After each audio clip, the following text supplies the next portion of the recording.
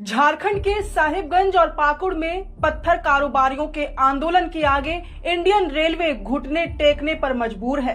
पत्थर कारोबारी owner association के बैनर तले जिले के पत्थर व्यवसायियों ने रेलवे में पत्थर की लोडिंग पूरी तरह से बंद कर दी है। इस आंदोलन के कारण रेलवे को हर रोज करोड़ों रुपए का नुकसान झेलना पड़ रहा है।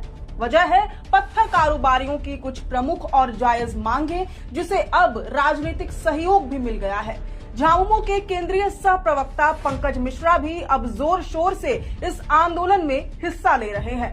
रेलवे को प्रतिदिन करोड़ों रुपए का मुनाफा देने वाले इन जिलों ने अब ये साफ कर दिया है कि उन्हें केवल राजस्व का स्रोत समझना बंद कर दिया जाए। राज्य की खनिज संपदाओं का इस तरह दोहन बर्दाश्त नहीं किया जाएगा, बात चाहे कोयले की हो या फिर पत्थरों की। केंद्र पर बकाया झारखंड के हक का पैसा 1,36,000 करोड़ रुपए के मामले में मुख्यमंत्री हेमंत सोरेन केंद्र सरकार को खुले मंचों से चेतावनी दे चुके हैं।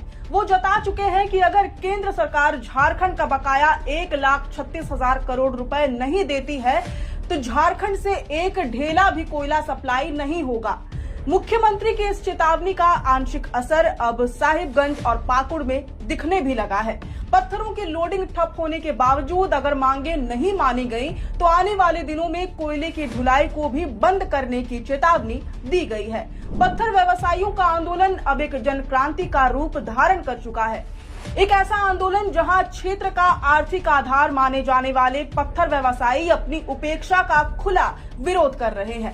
इसका सीधा असर रेलवे की माल ढुलाई और परिचालन व्यवस्था पर स्पष्ट रूप से दिखने भी लगा है।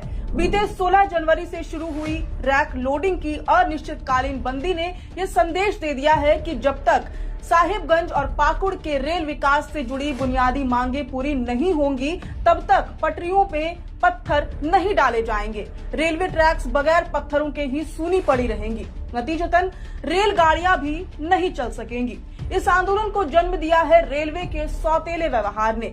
पत्थर कारोबारियों की शिकायत इस बात से है कि रेलवे धड़ल्ले से क्षेत्र के संसाधनों पर अपना कब्जा तो जमा लेता है, लेकिन विकास की योजनाओं को पड़ोसी राज्यों या अन्य जिलों की ओर मोड़ देता है।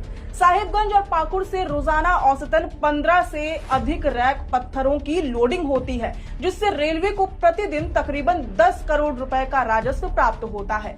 इसके बावजूद यहाँ के लोग वर्षों से साहिबगंज के पूर्वी और पश्चिमी रेलवे फाटकों पर ओवरब्रिज के निर्माण की राह तक रहे हैं। विडंबना ये है कि मालदा रेल डिवीजन के अंतर्गत आने वाले पश्चिम बंगाल के स्टेशनों से कई नई ट्रेनें शुरू की जा रही हैं, जो